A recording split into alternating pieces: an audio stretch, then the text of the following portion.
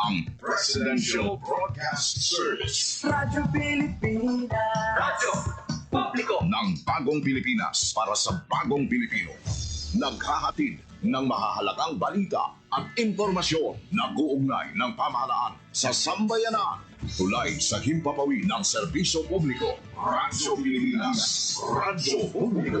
Ang boses ng Pangulo. Sa Iloilo. Radyo Pilipinas. 585 AM. Raising livestock is a demanding but rewarding way of life. From the quiet hours of dawn to the bustling activity of the market, every step requires dedication and skill. Today, we take a closer look at the journey of a hardworking farmer as they tend to their animals and bring them to the Leon Livestock Auction Market. As early as 12 a.m., Manong Edwin wakes up and ready to begin his day. He carefully prepares his livestock for transport, ensuring they are in the best condition for the auction market.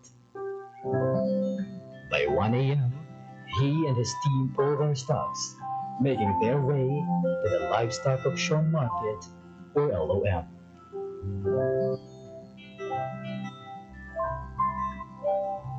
Selling livestock is not just about bringing animals to market. It's about careful selection and preparation to get the best price possible. Sellers and buyers start arriving, eager to engage in the bustling trade.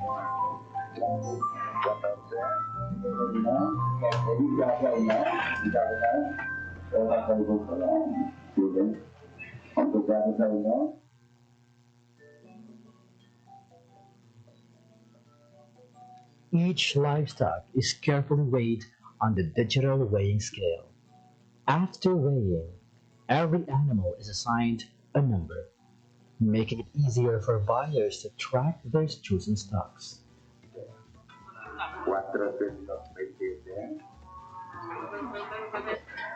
Pag-abot isang baboy, before siya ikiluhon, gina-check anay ang iyang barangay certification.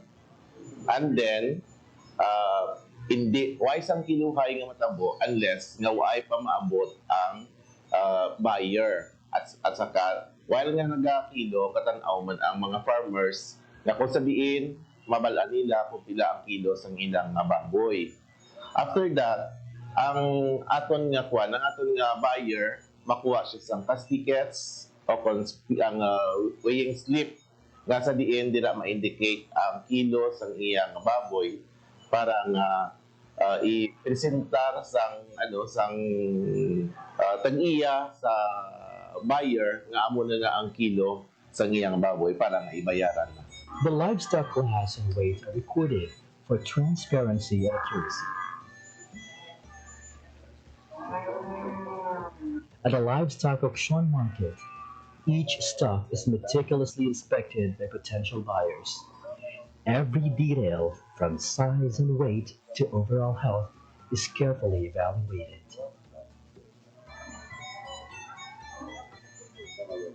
As the bidding process unfolds, buyers compete for the best livestock. In the end, the highest bidder secures the stock, ensuring a fair and competitive marketplace.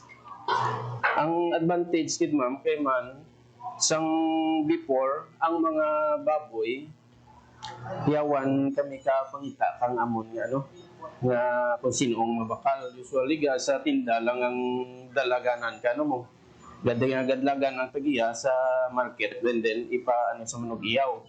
Unlike subong kung may auction market, may mga buyer halin sa sagwa sa mga city pag sa ibang pang lugar nga nagakadto diri. So hapos lang gid ang pagbaligya sang baboy ka mga tao diri sa Leon, usually mga member. Ang LEPA kag ang mga member ya nagapasalamat gid sa LOM kay man naging matawhay, naging mahapos amon kung paano namon ibaligya ang amon mga baboy kag ang presyo hindi kami mapirdi kang presyo sa pagbaligya ka baboy. Kay man sa una, ang baligyaan ay pamata lang, tapos kisa hindi pa sigurado, ang kumpila kiloya. So kung sumahon mo kisa sa may kapital mo nga isapit di ka pa. Unlike Melo, makakita kita ka mga buyer nga alin sa kuha kag hindi masyado mag-stagnant amon baboy dire sa Leon. Kay siyempre may mga buyer kita kay kung ang tinda lang hindi man kasarang itong kay sa pagkadamo ka hagrisya dire sa Leon. A long-standing tradition of livestock trading thrives in Leon, Iloilo. Established in 1978, the once named as Carabawan has evolved into a vital economic hub, the Leon Livestock Auction Market, supporting farmers, traders, and the local government. From January to July 2024, the Leon Livestock Auction Market recorded a total transaction value of 177,740,900 pesos. The highest revenue came from hogs, contributing 78.1 million pesos, followed by cattle at 62.2 million pesos, and carabao at 33.6 million pesos. This continuous economic activity highlights the market's vital role in sustaining local livelihoods and regional agricultural growth.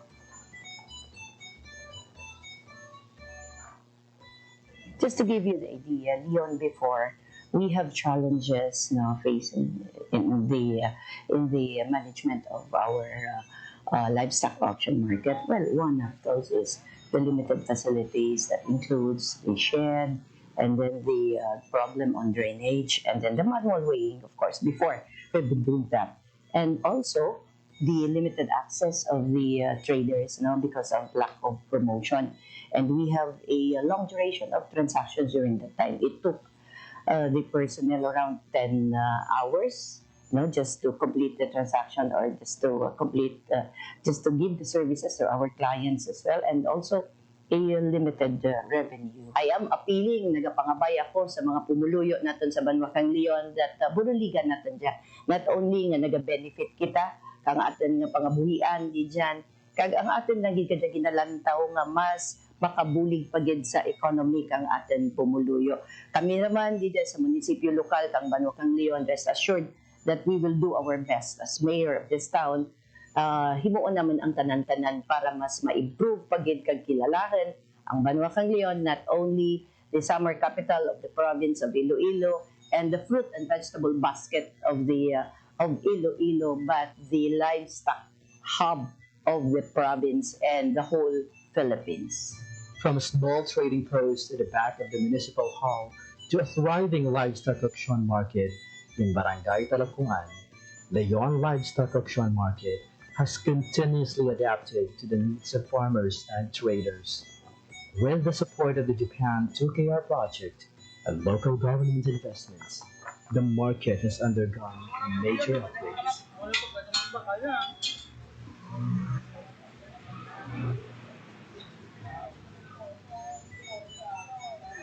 Part of the consideration why ang Leon was considered as a livestock hub is the population of the livestock in Leon.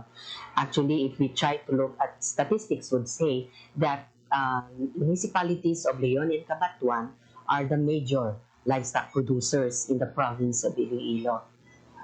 Sa PhilAd, makita natin ang mga improved infrastructures, no? Makita natin ang ating administration building, no? Court na siya, mga cater na siya, damo ang numbers ng mga clients natin na makastransact, rain or shine man na. We have our fences, na makasecure kang ating mga clients and our livestocks.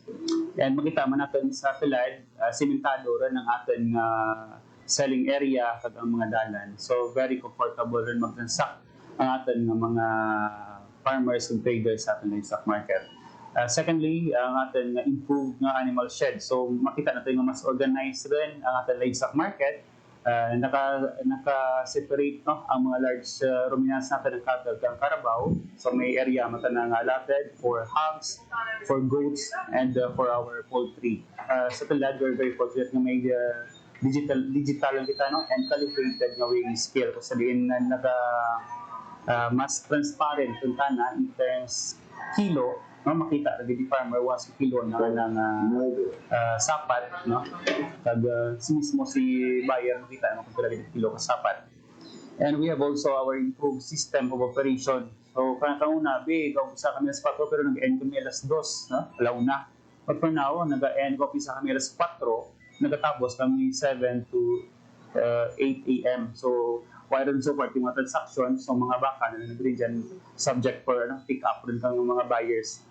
So makita natin na may improve sa transactions. It's because ang mga documents na kinanglanan ni buyer or ni farmer, di dyan na mismo may issue sa livestock market natin. So di dyan na presence ka natin yung Municipal Treasurer's Office sa pag-issue ka mga certification, di dyan natin yung Municipal Agriculture Office, ang ating PNP, no, na mag-issue. So one-stop shop na na, di dyan na available mismo sa atin. Ang ating improvements na sa ating livestock market na kulig nga bulig sa ating mga livestock racers at the same time sa ating mga buyers, no. Sa ating livestock racers, halos ka ng tulad nga ginadara dito sa livestock market at mabakal. It's because ang mga buyers damo rin na ganyan nga magkadto sa Leon para magbakal.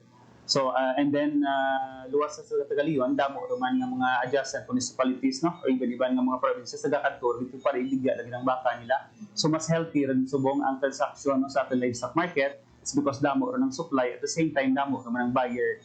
Okay. So in terms of sustainability, no, ang ating local government unit nag-appropriate gid ng kang budget, no, para sa maintenance ng operation, no, kag facilities lang natin yung livestock market. So this is why every year may mga development kita makita sa ating livestock market.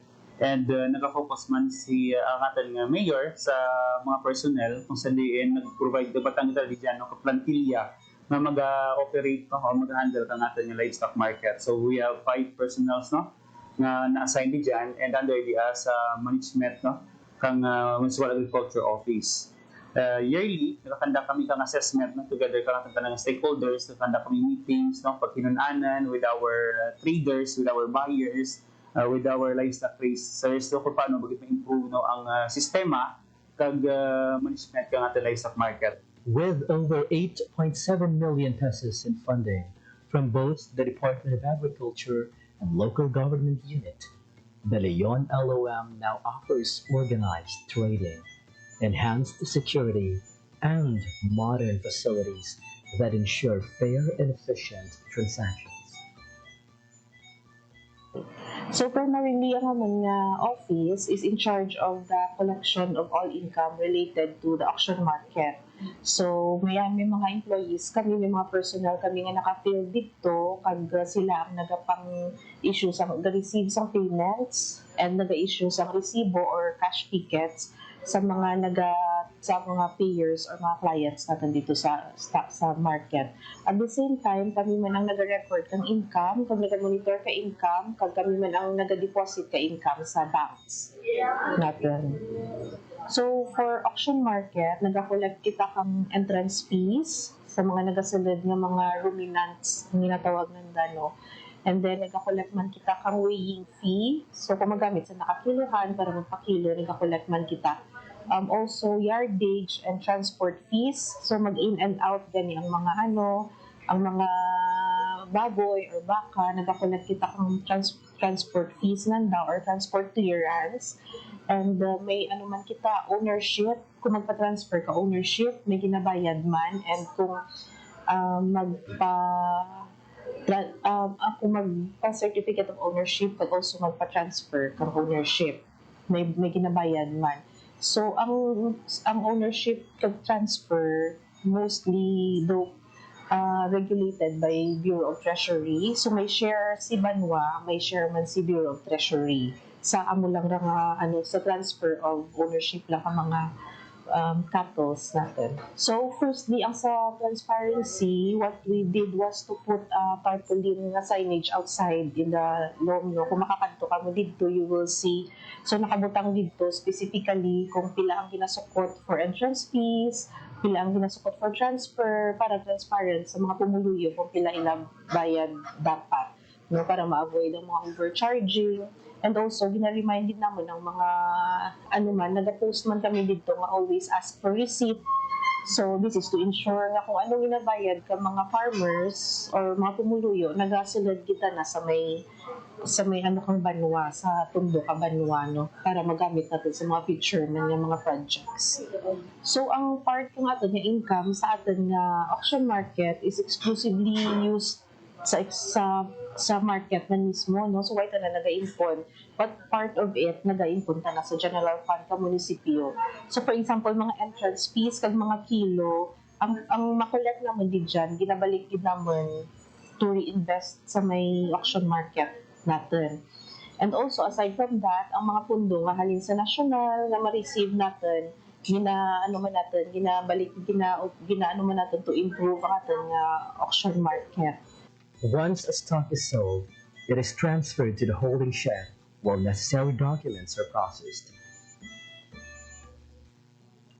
Before finalizing the sale, sellers and buyers must complete all required certificates, permits, and clearances.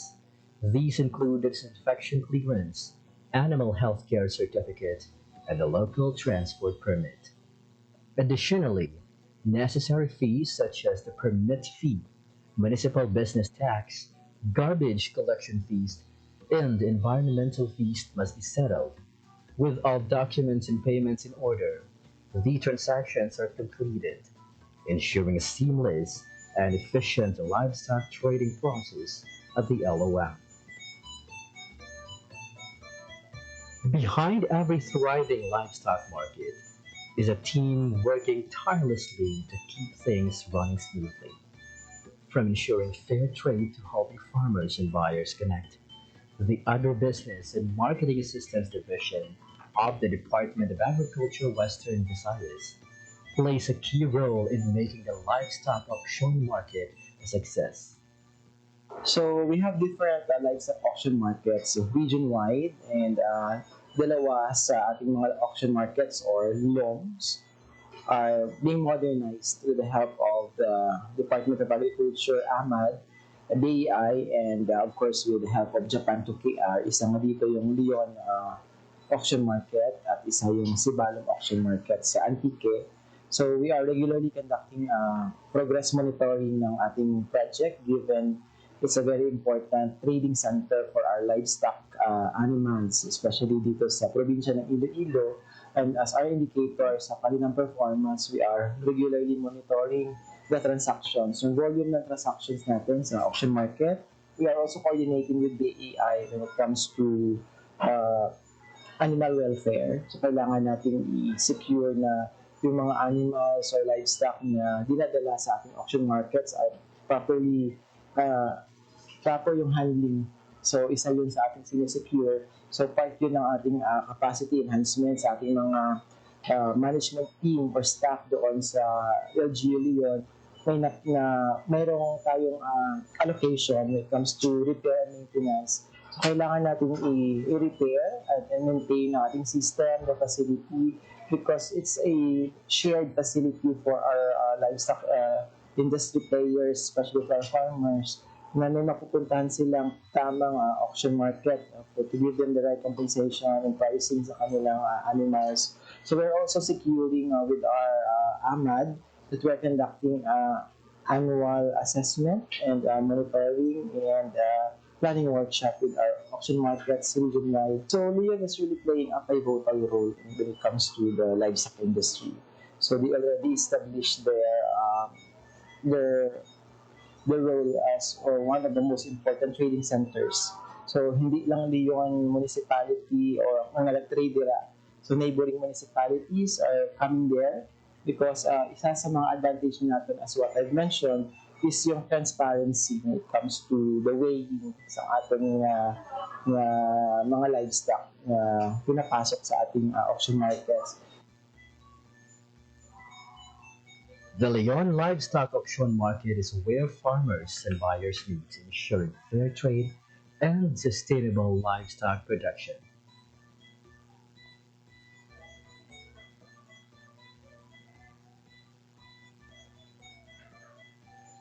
Salamat sa mga CDE, sa MAU, sa mga personel dyan, na kung ano may problema sa baka, kung masakit, ko purgaan taganong problema man niya dong na tawan na ti aksyon kaya suportado man da kun problema ti ang amo niya kani nga dapat ti nga buwan nga isa pa pirma naman agto po munisipyo para sa pulis pitlaga may ada pulis ni kantor niya naman kay para biyay for shipment available ti so para okay wala problema yun man naman diyang baka ti ang tao sige man gapon nga balik ka.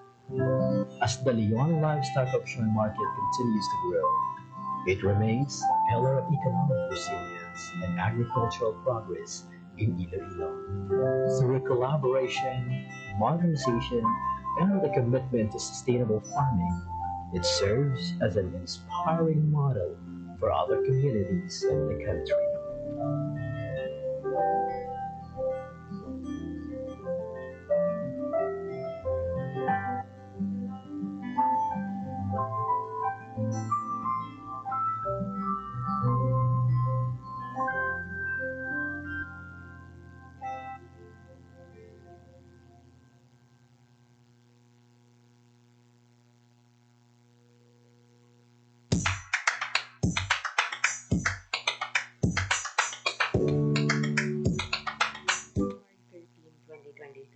The Department of Agriculture Western Visayas, along with the Organic Agriculture Program and the Bureau of Agriculture and Fisheries Standards, awarded a certificate of accreditation to Aklan Provincial Organic Producers Association or APOPA as an organic certifying body in the province of Aklan.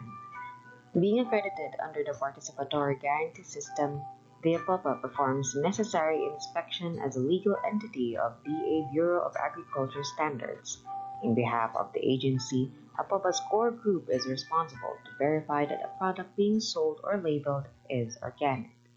Magandang umaga. Ako nga pala po si Angel Reyes III. Ako po ay farmer at ako ay ang may-ari po ng Granada Verde Farm na dito po sa Batanaclan. Maraming pumasok na mga oportunidad at mga benepisyo sa hindi lang sa akin pero sa mga kasamahan ko dahil nga sa aming pagpursige sa Participatory Guarantee System. Tumulong talaga na mabigyan kami ng financial assistance. Maliban rin po doon, maraming mga programa na idinaan po sa aming grupo. Mas nagkaroon kami ng lakas na loob na makapadiretso sa aming mga kliyente at sabihin na totoo po kaming organiko. Sa mga kasamahan ko ng mga magsasaka, totoo na mahirap talaga ang farming pero sa umpisa lang yan. Marami na po tayong mga teknolohiya at mga learning na pwedeng maibago natin ang mga lumang tradisyon ng pagsasaka. Pwede mong pagnegosyo ng farming. Lalo na sa organic na pamamaraan na kung saan maliit lang ang iyong ginagastos. Kailangan lang natin makapag-connect at makipag-communicate sa ating Department of Agriculture. In the municipality of Aklan, the APOPA core group certified 2 women organic practitioners who both engage in organic chicken production. Magandang umaga, ako si Abigail Navarra from Pulo Katibanga, Aklan. Malaking tulong po yung nabigay ng APOPA sa amin dahil po nakatulong sa aming pamilya, sa self ko at sa environment po. Malaking tulong po yung ibigay ng region sa aming certified na farm dahil po meron silang livelihood na binigay sa amin. Yun po is nakatulong sa aming pamilya at sa self ko at sa environment po. Bihira lang ngayon ang mga kabataan na nagpa-farming dahil yung income daw ay mababa lang.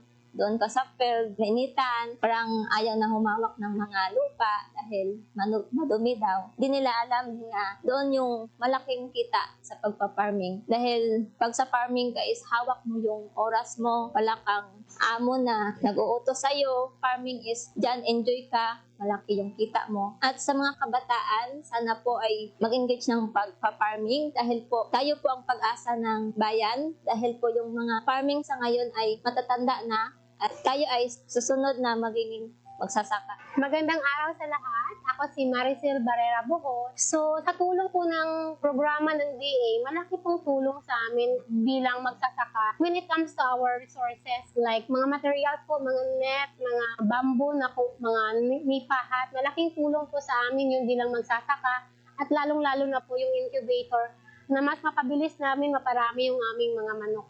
wala po dapat space ang kahirapan sa atin kung tayo lamang po ay masipag. Naniniwala po kasi ako na kapag gusto mo umangat sa buhay, kailangan mo magtrabaho. Kung mayroon kang dream or adhikain para sa iyong family, I have to work for it. So, as mother, mataas yung pangarap ko sa aking anak. At gusto ko rin magiging co-partner ng aking asawa. Kailangan ko mag-initiate kung anong dapat kong gawin para mapaunlad lalo yung aming pamilya.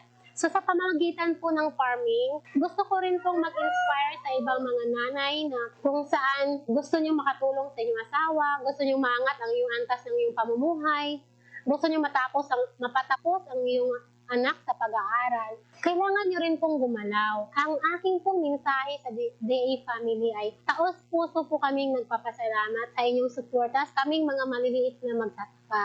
Ang inyong mga tulong po ay malaking tulong sa amin para mapaunlad ang aming mga pamumuhay. At sana po ay marami pa po kayong matulungan kasi ang inyo pong programa ay napakaganda. Mula po sa akin personally ay nagpapasalamat po ako sa inyong tulong. The increase of women and youth engagement in the field of agriculture is apparent, with a strong intervention of the agency to strengthen the value chain of the food system. Young women highlighted employment opportunities, increase in income, developed skills in organic farming, and overall resilience.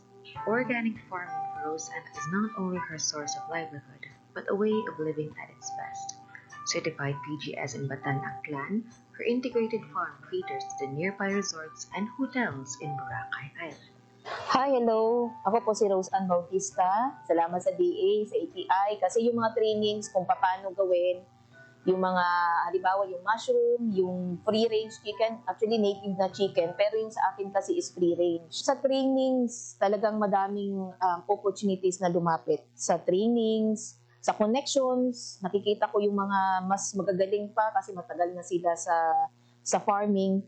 So yung knowledge nila, nakukuha ko rin. So dinadownload sa amin ng mga bago.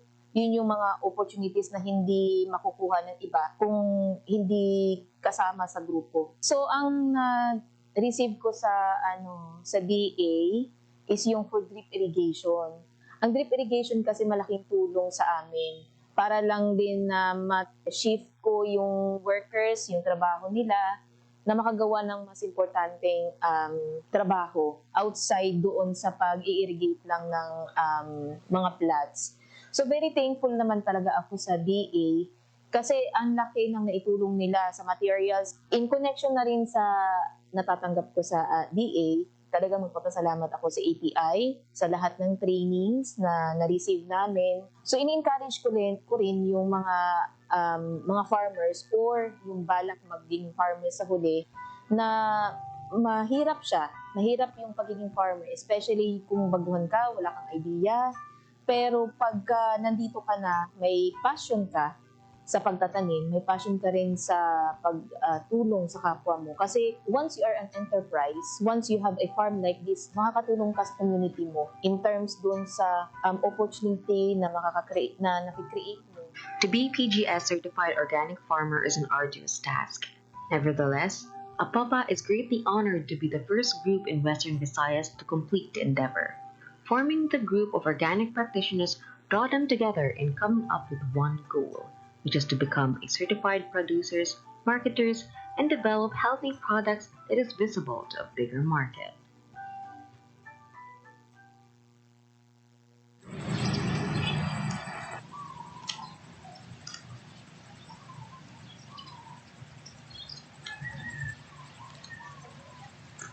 Yes, good morning, Ma'am Ramya. Ang Divisional Director sa Bureau of Fisheries and Aquatic Resources Region 6. Pagpanamya, Ma'am, sa aton ng mga listeners kag sa aton ng mga viewers sa Radio Pilipinas, Iloilo. Maayong aga dyan, maayong aga Vivian, maayong aga sa mga listeners sa Radio Pilipinas. Yes, ang aton na topiko sa buong mag-focus sa fisheries management areas and public-private community partnership as drivers of blue economy. Para sa ating unang pamangkot, ano ang fisheries management areas kag ano ang significance ni sa sustainable fisheries management?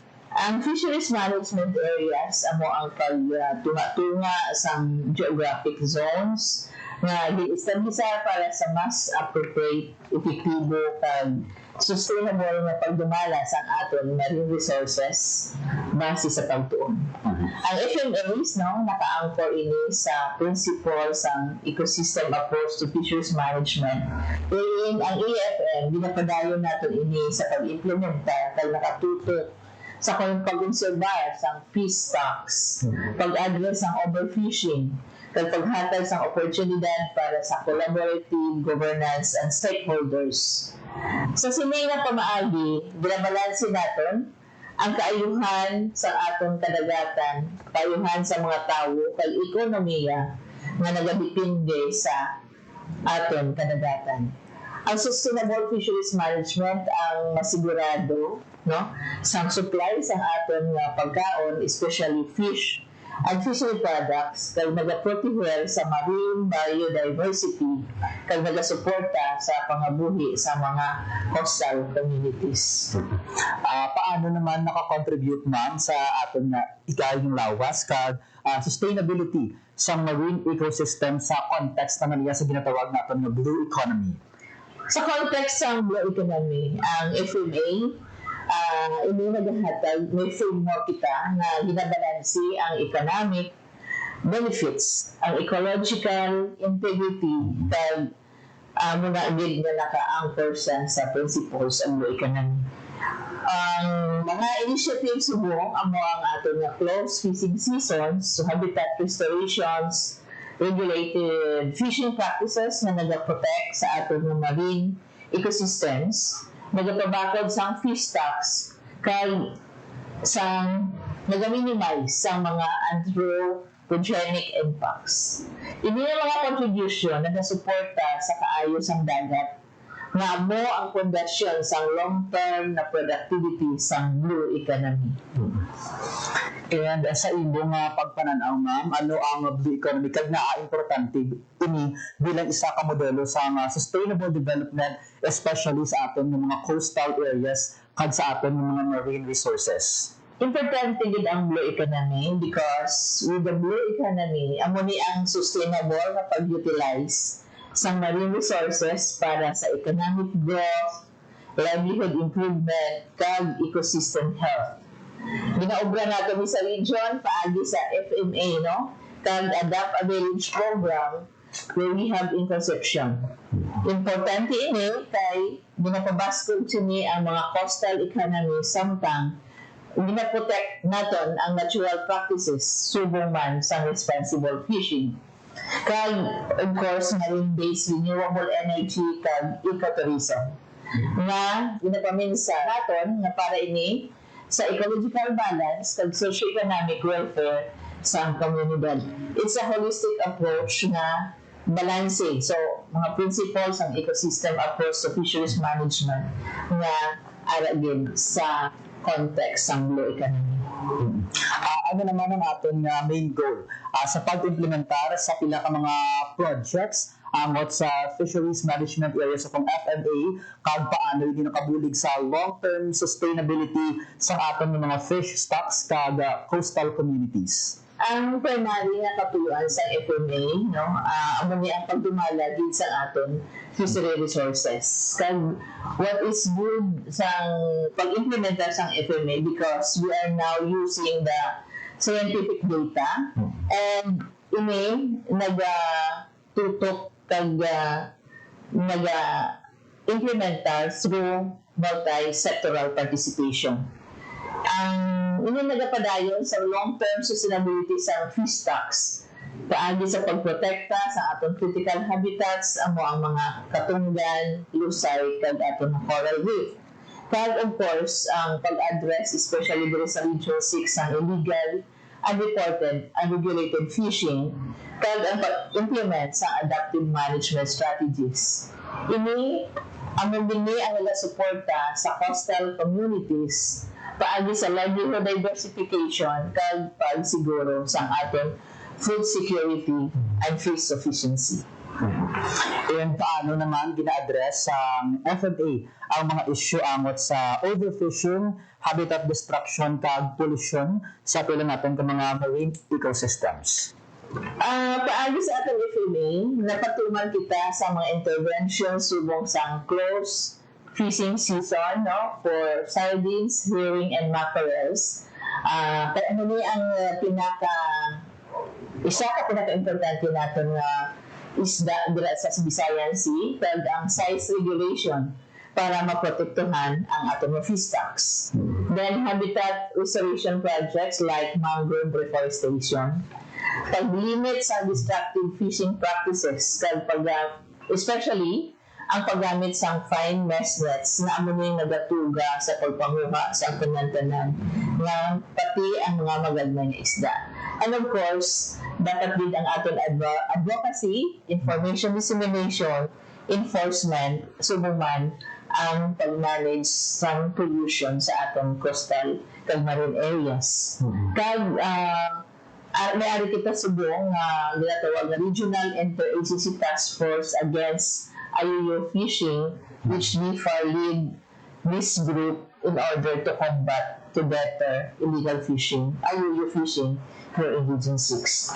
And of course, in the context of blue economy, ito ang adapt a village, no? Kung diin ginapatuman natin ini sa blue swimming crab area in Concepcion in order to manage the kasal, which is one of the important export commodities and fishery products here in the region. And paano naman nakabulig ma'am ang public-private community partnerships sa context naman niya sa fisheries management at ano ang ating mga key components? Ang public-private community partnership, amo ni ang isa ka strategy natin na gina-implementar sa atong Adapt a Village, no? Kay naka-anchor man sa principle na kung isa lang din ang gobyerno ang nagawa obra, we cannot do it successfully, but rather we need partnership, we need collaboration to pool the resources, expertise, capacity building sa mga nakalain-lain ng mga ahensya para makabulig sa tatlo kakinahanglanon sa socio-economic as well as that of the ecological balance in a certain area. Then we are implementing or helping providing technical assistance para sa capacity building sa ating mga fisher folk, local government units, and even co-financing. And ang sa public-private community partnership, ang decision hindi lang gahalin sa isa ka tao, but then at the start of the even in data gathering up to the implementation, tanan na partners, pati multi-sectoral stakeholders are involved. And may ara balik kita mga success stories kung sabihin naka-contribute sa management kag protection sa pila naton ka mga marine resources diri sa Western Visayas. Diri sa Western Visayas, may ana kita nga isa ka mahambal naton success story, which is Adapt a Village. Adapt a Village ang gina-implement natin na yung mga strategies amo ang PPCP, Community Participation. So 14 collaborators, partners ang nag-work diri para nga mabuligan ang community that's involved. And of course, with the community and with the association yung natawag natin BIGCAS, including international entity, the Marine, the Monterrey Bay Aquarium, and of course, the stakeholders, no? Sila mismo nga mga manugkasag, the importers, the buyers, the private sectors. Kaya nakita natin and of course other national government agencies. Ano din sila sa Adapt a Village, plus may pinaka-critical role na di is ang local government units both sa municipals and sa province. So, in Adapt a Village, we want to develop, to produce the good practices which is worth replicating sa atong ibang areas. And we are now replicating it in Manapla, Negros, and one in Bantayan, which are immigrant areas. Ang isa pa rin natin ka success story is on organizing the Regional Interagency Task Force against IUUF. I'm always mentioning this sa ating mga partners, no? Involved din ang PNP,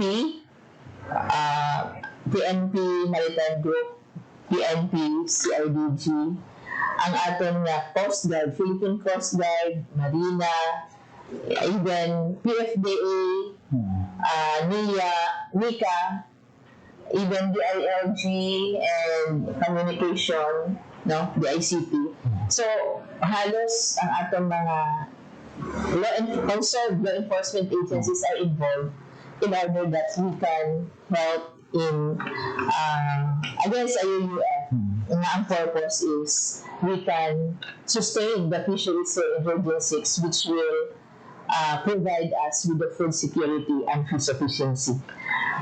Isa pa natin ka-practices diri amo ang pag-implementar na sa ang ginatawag natin na harvest strategy, especially para buhina natin or matak na ang pagdamo sa mga fine mesh gears. Kaya amo ni siya ang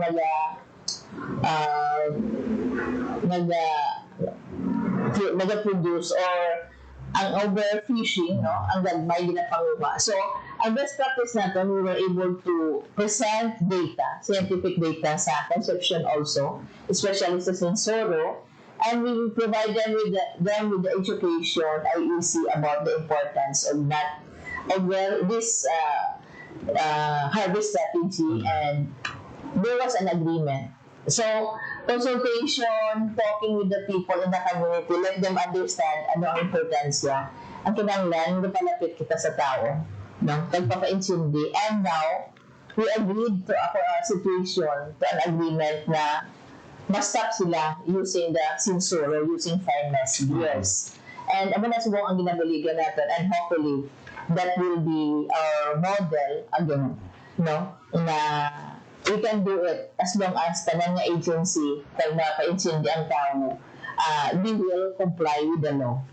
And of course, isa natin nga isa ka practice is providing non-fishery livelihood projects sa ating fisher folk.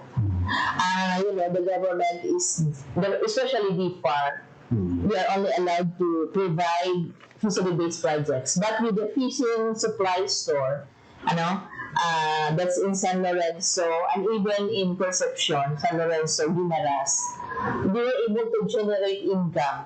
And with the store, it makes available ang mga kinanglano nila na fishing gear na medyo barato. And at the same time, bumabalik sa ila ang whatever sa cooperative ba, whatever na ginabakal nila. So they were able to generate, for example, in San Lorenzo, around 101,000, and 50% of that amo na gintuwa nila. So it adds to their income, and ang nilalataw natin diri, providing them with the alternative livelihood, supplemental livelihood. Ang pressure, no, it will reduce ang pang-ilang dependency sa papangisda, which ang nilalataw natin nga makapahuway ang baybay kag sustainable fisheries matabo dira, and it will provide livelihood as well as food for the coastal community in particular. Paano naman natin, ma'am, ginapasiguro nga ang mga marginalized kag vulnerable fishing communities may ara sa ang tingog pag-abot sa decision-making processes related sa FMAs kag PPCPs? Ang framework sa FMA, ara na nakabutang dira nga ang mga sectors, no, municipal, commercial, especially vulnerable, even IPs. Ara sila, may participation sila sa management board, policy making, may participation sila sa planning, may participation sila sa scientific advisory group where they are also informed sa plan para ang ilang kausa, ang ilang kung ano man ang nakita nila para mabuligan sila, ara participated ang aton ng mga vulnerable groups. And related sa aton mga capacity building and training, ano nga mga capacity building and training ang aton ginapalabot sa aton mga local communities abot nga mabuligan nga mangin aktibo ang aton mga kauturan sa pila naton ka mga activities sa B46. Sa ato mga capacity building, ara ito may financial literacy. Amo yung naklanta natin nga ihatag sa aton ng mga asosasyon, cooperative, para masustain nila ang ilang co-op, masustain nila ang pag-manage ang ilang negosyo, and they will be able to manage their finances. No? Hindi nga kung damo sila panguha, ubos na tanan, but through financial literacy, they were taught how to manage their finances. Ay sa pagin naton, may ara kita sa coastal community na post harvest, no? Importante ni because this will provide them with additional income at the same time producing quality fishery products and fish. Kag ang freshwater aquaculture training, isa ni subok na promote nato, no? Ang sa freshwater in order nga ang mga sa inland communities, they will have available and affordable fish, no, anytime, not timalayo sila sa dagat. And we have the fisheries scholarship program, so this is a medium long term that we want to build the fishery sector na may mga bata or may future generation that can sustain that the sustainable fisheries, no, in our region. May ara nga mga scholars and helping them, especially ang mga children of the fisher folk, to be makagraduate sila man sa kurso nga gusto nila, especially on BSF. Kag of course, we are collaborating with the schools, no, with the students, teacher. Example, we have coordination with Nabitasan Integrated School. This is in Iloilo City as well as in Nanga Integrated School in Bimban. So, ang concept duri is we have at that stage sa mga bata pa lang, dapat mabalaan na nila about coastal fisheries resource management, about sa importance ng critical habitat. So, ano na ang katuyuan natin nga it's not only the fisher folk but all the stakeholders, and it will start sa mga bataan and of course sa teacher.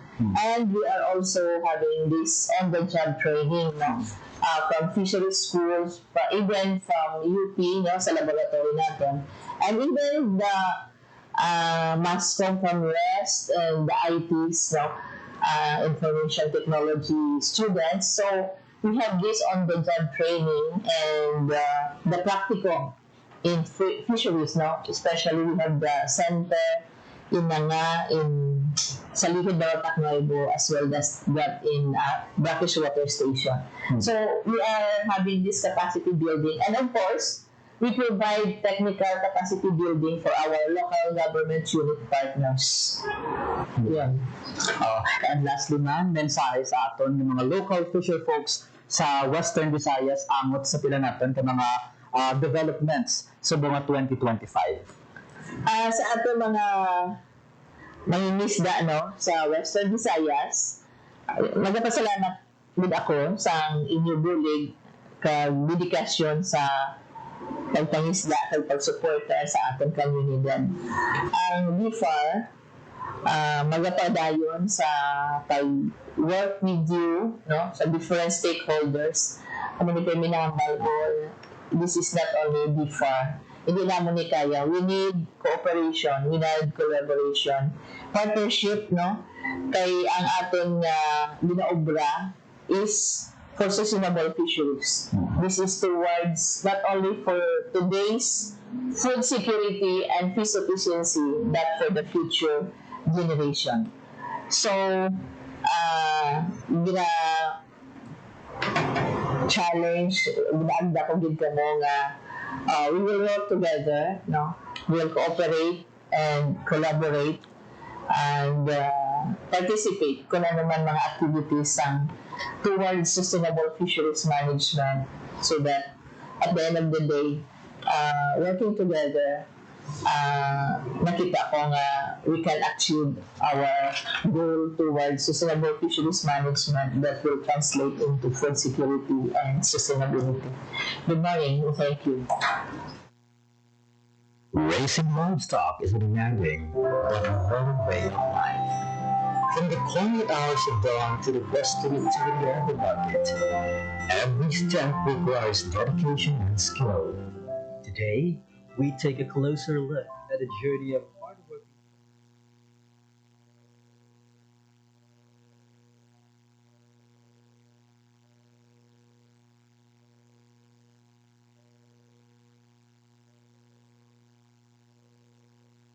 Inadumilian ang pag-import sa bugas sumugod Setyembre 1 sunod kay PBBM. Para maproteksyonan ng mga mangunuma subong ating alani, ginapasuspindi ni Presidente Ferdinand Marcos Jr. ang pag-import sa bugas sumugod Setyembre 1. Magalawig ang suspensyon sa 60 kaadlaw. Nagdesisyon ang Presidente matapos konsultahon ang cabinet officials samtang dito siya sa India para sa state visit. Ginrekomenda ni Agriculture Secretary Francisco Chu Laurel Jr. ang suspensyon.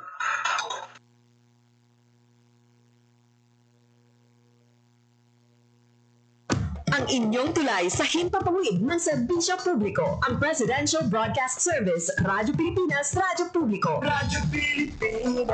Radyo Publiko. Kinilala ng pang-international at prestigyosong Asia Pacific Broadcasting Plus Awards 2025 para sa kategorya ng Government Streaming. Ito ay dahil sa epektibo nitong pagsasanib ng mga tradisyonal na media tulad ng telebisyon, radyo at print para masabayan ang mabilis na pag-inog ng mundo ng digital at social media tungo sa mas epektibong paghahatid ng mahahalaga at napapanahong mga impormasyon sa mamamayang Pilipino. Kinilala rin ang Radyo Pilipinas dahil sa patuloy na pag-akyat ng rating. Ngayon ay matatag sa pang-4 na pwesto sa Mega Manila ayon sa pinakahuling Nielsen Radio Audience Measurement Survey. At sa social media, nakamit ang mahigit 2,000% pagtaas ng bilang ng mga sumusubaybay sa Radyo Pilipinas page sa unang bahagi ng 2025. Patunay ito na ang inyong Radyo Pilipinas Radyo Publiko ay tunay na kaagapay ng inyong pamahalaan sa paghahatid ng serbisyo sa mga mamamayang Pilipino. Mula sa aming lahat, sa ngalan ng inyong pamunuan at mga kawani ng Presidential Broadcast Service, kasama ang inyong mga himpilan ng Radyo Pilipinas sa buong kapuluan. Maraming salamat po sa inyong lahat, sa inyong pagtangkilik at pagkilala. Radyo Pilipinas. Radyo Publiko. Time to celebrate kulturang Pinoy. Tradisyon, musika, sining, literatura at